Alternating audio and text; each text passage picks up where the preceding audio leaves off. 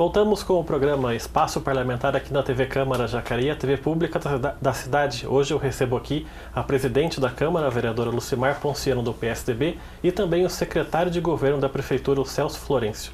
Para a gente dar continuidade um pouco falando sobre o financiamento, né, da Prefeitura, como é que agora vai funcionar essas obras? Falar um pouquinho desses parques.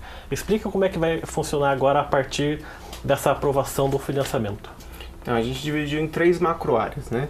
Então a primeira seria a parte viária.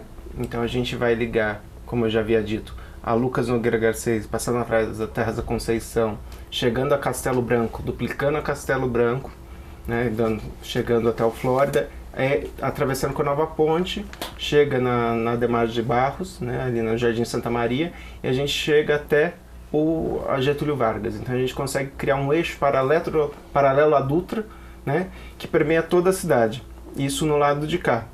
No lado de lá, ali na Estrada Velha, na altura do Viva, a gente vai fazer uma avenida que vai chegar até a Sebrae, ali atrás do Califórnia, e dali o Estado está levando essa avenida até Nilo Máximo. Então a gente cria mais um braço. E da Nilo Máximo, a partir da José Teodoro, a gente, numa primeira etapa, a gente vai levar até o Campo Grande, então que vai ajudar todo o pessoal ali do Maria Amélia, da José Teodoro, a acessar o centro com maior velocidade, que pode acessar o centro pelo Campo Grande, e futuramente, não está no financiamento, mas cria uma oportunidade para futuramente ligar o Campo Grande ao Bandeirado Branca com a 4ª ponte. Então, uma 4ª ponte, hein? Então a gente está falando já de uma 4ª ponte. Isso, mas isso é um projeto futuro, ainda não entra nesse. Mas abre espaço para a 4ª ponte, ligando o Porto Velho, né, ao Jardim do Vale, Bandeira Branca e a Zerbini. Então daí você consegue fechar toda a cidade com um anel viário de fato. Né? Você não precisa chegar ao centro. Hoje o centro de Jacareí ele tem um grande problema, que ele é passagem. Então, todo o processo de revitalização do centro que a gente pensou, ele impacta justamente no fluxo de carro que tem que passar pelo centro. E acaba conflitando tudo na ponte do Flórida e na ponte do São João. Então, todo o trânsito desce para essa região, ele afunila. Então, quando você pode integrar a cidade, as mais diversas regiões, sem passar pelo centro, você cria uma nova vida para o centro. O centro pode voltar a ser comércio, o centro pode voltar a ser residência, e ele deixa de ter aquele peso de ser uma área de passagem. Ainda nessa área de mobilidade, a gente vai ligar todas as regiões do município ao parque da cidade, né, que está no centro da cidade, via ciclovia. Então, o jacareense sempre foi adepto da bicicleta, né? Eu lembro quando era criança, era muito comum as bicicletas na rua, mas hoje, dado o trânsito pesado e perigoso, as bicicletas foram perdendo espaço. Então a gente volta a criar um espaço para as bicicletas, dando segurança ao ciclista. E se você pegar Lucas Nogueira Garcês, Malaquiaça, Davilino, são vias com muito fluxo de bicicleta. Então, já existe um fluxo existente, e a partir do momento que a gente cria essa estrutura, a gente passa a dar oportunidade para que as pessoas tenham um meio alternativo de transporte. Do outro lado, a gente tem um problema muito sério, que é a drenagem da região do Emília e Terras da Conceição. E sobre isso, o SAI está fazendo várias obras aqui na cidade, já há alguns meses, algumas semanas. Isso tem a ver já com esses projetos do financiamento? Exato. Aquela região é uma região que sofre, muito impactada com enchentes históricos, né? 30, 40 anos que essa região sofre. O SAI hoje está fazendo um projeto de drenagem grande na região do Emília, que vai se juntar com o projeto de drenagem que está no financiamento, do qual também faz parte o rebaixamento da calha do Tanquinho, do córrego do Tanquinho, que passa ali atrás do Senai e vai desaguar no Paraíba. Então a gente vai juntar essas obras do SAI que já estão sendo executadas com essa grande obra de drenagem. Essa obra é uma obra pesada e que vai ter afundamento do Tanquinho. E ali, como a gente tem o córrego do Tanquinho naquela região, e o SAI está fazendo grandes obras, inclusive para limpeza do córrego, né, de limpar o esgoto que hoje vai in natura para o córrego, a gente vai criar ali um grande parque. Esse é o primeiro parque que a gente vai criar. Todos os parques têm uma identidade, né? A gente buscou, nesse financiamento, tentar resgatar a autoestima do jacareense, que é o que a Lu falou, né, de trazer de volta, porque o Jacareí é uma cidade de história riquíssima, culturalmente riquíssima, mas que tem deixado se apagar parte dessa história, né, e a gente vai tentar recuperar. Então ali no tanquinho a gente vai fazer um parque de desporto e paradesporto. Então todos os aparelhos de esporte têm que ser adaptados para o deficiente físico. Então está muito bonito o projeto, inclusive no documento que a gente mandou para a Câmara, o parque a gente mandou, com um pré-projeto do parque. O segundo parque, ele está ali vai estar na cabeceira, entre a cabeceira da Nova Ponte e a Malaquiácide, A gente tem uma linha de 800 metros da avenida, ele vai margear essa avenida na área que o Estado doou. E a gente pensou para aquele parque de criar uma questão que o jacarense acabou esquecendo o jacaré. A gente não tem mais identidade com o jacaré. Então vai criar um parque lúdico voltado ao jacaré. Até a gente fez já um protótipo lá de jacaré, que a gente quer colocar um jacaré de 40 metros lá para ser impactado e para trazer isso de volta, para trazer essa história do jacarense para o jacarense, Outro parque que a gente vai fazer é o Morro do Cristo, a recuperação do Morro do Cristo. Essa é uma obra importante, porque o Morro do Cristo tem sido aí alvo de vários encontros da população, também várias vezes foi pichado aquele local, então eu imagino que com a presidente que vistoria muitas áreas carentes da cidade, o Morro do Cristo é um ponto importante que vai ser abarcado por esse financiamento, Então, a gente percebe que Jacareí, ela perdeu muitos pontos marcológicos do município, foram perdidos. Você lembra do Parquinho dos Eucaliptos? Quem não lembra daquele foguete lá, aquele lago? O Rio Paraíba, ele era um ponto turístico após o almoço, era um encontro de famílias, as praças, o próprio Morro do Cristo. Eu lembro que tinha salto de Asa Delta lá, então esses pontos foram se perdendo, ficaram desocupados, muitos abandonados, Então, acho que esse projeto ele vem trazer também essa identidade para a nossa cidade, um resgate, principalmente de voltar com que as pessoas saiam da casa e ocupem esse espaço de lazer. Porque a gente está falando aqui de qualidade de vida, de saúde, mas também o lazer, ele implementa essa necessidade inerente à pessoa humana, complementar ao dia a dia da pessoa humana. Que nem o Celso falou, agora a gente já está vendo que já estão preparando a área. A região lá do Emília, com a drenagem, mas também, se você olha lá o Vila Ita 1 e 2, vai ter que ter intervenção da Fundação Prolar para fazer a regularização fundiária.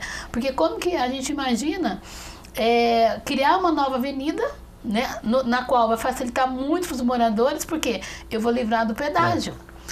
Muitas vezes as pessoas que vêm lá do 1º de maio, às vezes não precisa mais pagar o pedágio, vai poder fazer usar a avenida lá que vai ser nova, vai arborizar muitas áreas, vai criar esses parques, está lembrando da inclusão social, que são parques adaptados. A gente sabe que nós temos um público alto de pessoas com deficiência no município e não tem espaço para eles. Nós temos sim, hoje o Parque da Cidade é um point central, mas por exemplo, pessoa com deficiência não tem nenhum espaço lá. E nesses projetos já foram lembrados de brinquedos adaptados, área de lazer, então vai ter várias quadras, incentivar o esporte. Acho que em todos esses parques que vão ser implantados na cidade, vai ter a parte do lazer, mas também do esporte, que eu acho que é muito importante, tirar esses nossos jovens e adolescentes da rua.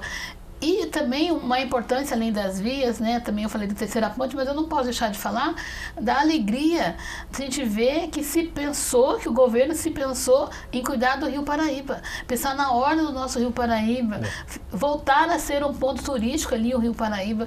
Então isso é muito gratificante para a gente, que viu a cidade e ela estacionou em determinado tempo da história e agora ela vai evoluir.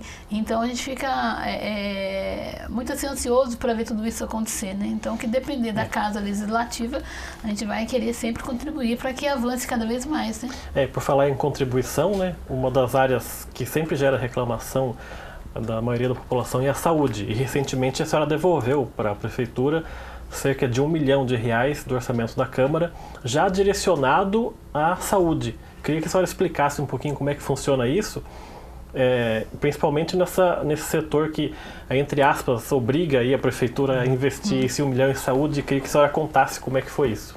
Então, como administrar o orçamento público é um desafio muito grande para o administrador, que é o prefeito, E a saúde, por exemplo, é 15%, mas a gente vê que acaba gastando esse ano 30%, né? O dobro. E o dobro. E a gente vê lá que ainda o pessoal tem fila, tem demanda médica, demanda de medicação. Mas então a gente devolver esse 1 milhão por conta que a gente sabe que não vou deixar para dia 20 de dezembro, que é quando eu tenho que zerar a conta da Câmara. Então a gente pode antecipar, a gente sabe que isso vai ajudar de uma certa forma o Poder Executivo. Geralmente ele opta em investir na saúde por conta que a dívida sempre está mais pendente, né? Lá a demanda sempre é maior, mas eu ainda não, eu sei que o prefeito ele vai investir no equipamento público ali na região oeste, onde atende toda aquela região do Flórida e Emília, por conta que lá o pessoal tem uma dificuldade muito grande de utilizar a UBS lá do Santa Cruz do Lages, porque é contrário ao transportes urbanos, é muita coisa. Então ele vai facilitar bastante, então é uma forma dele usar. Mas é lógico que ele vai administrar na demanda, na conta que ele tem a pagar, né? Não é a conta, que não é a gente aqui, a Câmara devolve o dinheiro, mas não é ela que indica onde vai ser usado, né? A gente pode fazer isso agora na oportunidade da emenda impositiva, que é uma lei federal de 2015, no qual vem para o direcionamento dos vereadores 1,2 do orçamento. Né? E a prefeitura sempre recebe muito bem esse dinheiro, né? Quando a Câmara repassa, é bem usado, né, esse dinheiro. O ano passado foi devolvido mais de 3 milhões, né? Foi mais 3, 4 milhões. O que possibilitou que se inaugurasse antecipadamente a parte adulta do UPA Dr. Telmo. Então, o ano passado a gente estava com previsão de inaugurar no primeiro trimestre, mas mais para o final. E o recurso da Câmara veio a calhar e a gente conseguiu, já no começo, na primeira semana desse ano, a gente inaugurou a ala adulta do UPA Dr. Telmo, né, que deu um salto de qualidade. Lógico que todo equipamento de saúde tem problemas, inclusive os particulares, né, mas a gente conseguiu dar um salto de qualidade, né, com esse equipamento novo, né, um equipamento a mais de saúde para o município. A presidente Lucimar falou que... Claro, quanto mais se investe em saúde, melhor mas sempre gera uma reclamação ou alguma demanda. Assim, você disse que a prefeitura já investe 30%, que é o dobro do que é obrigatório de investir. Sempre a saúde é um ponto nevrálgico para uma prefeitura funcionar, porque sempre gera reclamação, né? Sim, primeiro porque saúde não pode esperar. E segundo, porque o Pacto Federativo, o município, o Estado e a União têm obrigações diferentes. E quando o Estado não cumpre a obrigação dele, que é a média e alta complexidade, a obrigação do município é a saúde básica. O Estado ficaria com a média e alta complexidade. E os remédios de média e alta complexidade, o Estado deixa faltar. Quando falta, a pessoa entra, está no seu direito, ela entra na justiça. Só que o juiz determina que quem paga é a prefeitura. Então a prefeitura, né, ela se vê obrigada a arcar com uma despesa que teoricamente seria do governo do estado. Então isso acaba, além da prefeitura fazer a parte dela como saúde básica, ela tem que fazer as partes dos governos federais e estaduais que não honram muitas vezes com as suas obrigações. E a senhora falou agora há pouco do orçamento impositivo, né, das emendas impositivas. Como é que esse projeto foi desenvolvido aqui na Câmara e como é que os vereadores estão trabalhando para poder ajudar a prefeitura a indicar projetos, indicar obras? Como é que está funcionando isso? Então, como foi aprovado esse ano, e a novidade aqui para a Câmara dos Vereadores, todos os vereadores ficaram livres. Mas assim, teve um consenso que, por exemplo, dessa verba, 50% direto para a saúde. O que se pensou? Vários vereadores, nós fizemos uma visita. Como isso foi publicizado, então muitas instituições já mandaram para casa, para todos os gabinetes, o projeto. Olha, a minha entidade está precisando, tem esse projeto, essa demanda, os hospitais também. Então chegou muita porta de entrada, veio muito projeto pronto das instituições. Então daí que nós vereadores fizemos? Fizemos várias visitas do Hospital São Francisco, na Santa Casa. Um grupo de vereadores visitou as UBS, né, Unidades Básicas de Saúde dos bairros, e fomos elencando qual que merecia uma atenção. Então, para a saúde, praticamente foi para o Hospital São Francisco a necessidade de um elevador por conta que atende toda a população lá e muitas vezes subir e descer de maca. A Santa Casa, a gente viu a necessidade de equipar os equipamentos que atendem a emergência e urgência da Santa Casa. Então, praticamente, a verba vai ser para isso. A montante maior para a Santa Casa, que a gente entende que é uma porta aberta para toda a população. Então, teve uma atenção especial dos vereadores ali. As UBSs, de acordo com a visita dos vereadores, né, cada um identificou uma necessidade de estar ajudando, colaborando com uma reforma, com equipamento de exame naquelas UBSs, né? Eu, por exemplo, eu vi uma necessidade de implementar ali onde fica o almoxerifado, o setor de farmácia. A gente passa ali de manhã e mesmo que a gente sabe, abre às 8, mas ali você atende muito idoso, muitas pessoas aposentadas vão cedo e fica ali no espaço onde não tem onde sentar, não tem cobertura. Então a gente está fazendo, sugerindo a fazer ali um projeto de sala de espera, de passagem para eles. Então, cada um teve um olhar nesse sentido. Mas, assim, o importante é que a gente já começou a trabalhar esse grupo de vereadores e ver essa necessidade. As obras, as instituições sociais do município, a gente viu que teve uma inclinação de colaboração, porque a gente indica para o governo apreciar lá uma atenção especial para os 3 asilos do município e depois as outras instituições que nós sabemos sociais que participam e atendem a população também. Um ou outro vereador achou que deveria destinar ali alguma coisa, então a gente acredita que vai ser uma oxigenação para as entidades sociais, que a gente vê que atende a população de Jacareí, atende uma certa demanda. E às vezes isso vai ajudar muito, porque a gente sabe que tem instituições sociais que ainda pagam aluguel, não é 100% tudo deles, precisa de ajuda, né?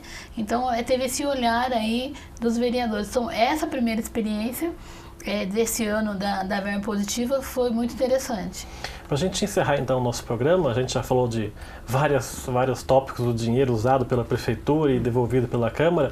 Queria saber do Celso como é que está o orçamento da Prefeitura para 2019. O panorama econômico deu uma melhorada muito mínima. Como é que a Prefeitura está vendo esse mínimo aumento da economia recebendo o orçamento em 2019 agora? Se vai ter aumento em relação a esse ano ou diminuição? Tem duas coisas que a gente tem que ponderar, né? O que é um aumento real e o que é simplesmente um aumento dado a inflação. A gente está considerando um pequeno aumento real, sobretudo nos recursos que são de arrecadação do município, né? Então a gente está trabalhando com um orçamento extremamente conservador, porque como o ano que vem é um ano de governo novo, né, que a gente ainda não sabe qual vai ser o governo, qual será a política econômica que vai ser adotada, se o mercado vai reagir bem, se a economia vai reagir bem ao novo governo. Então a gente preferiu ser mais conservador, então a gente está trabalhando na casa de 2% de crescimento real de receita de recursos do município. Quem olhar o orçamento pode achar que o valor é maior, porque tem SAI, tem PMJ, tem transferências, tem o empréstimo está incluído no orçamento, né? Mas ele não conta como um recurso. Uma vez que não veio, você não executa, né? Agora, uma vez que você pôs no orçamento, você executa. Então a gente preferiu colocar um orçamento mais enxuto, mas sobretudo privilegiando as áreas sociais. Então a gente teve que cortar algumas secretarias, né, cortar o orçamento de algumas secretarias para que as sociais não tivessem um impacto muito grande. Então saúde, educação, assistência e segurança tiveram um avanço significativo e as demais tiveram uma redução. E assim, se a economia melhorar, né, se vier, que a gente espera, né, a gente realmente espera que a economia melhore, a gente manda uma nova lei no meio do ano para a Câmara de excesso de receita e daí a Câmara aprova novamente a destinação desse excesso de receita. Tá certo, eu quero agradecer a presença de vocês dois aqui no nosso programa de hoje. Muito obrigado pelas entrevistas que vocês deram aqui no Espaço Parlamentar. O programa Espaço Parlamentar fica por aqui. Você continua assistindo a programação da TV Câmara Jacareí, a TV pública da cidade.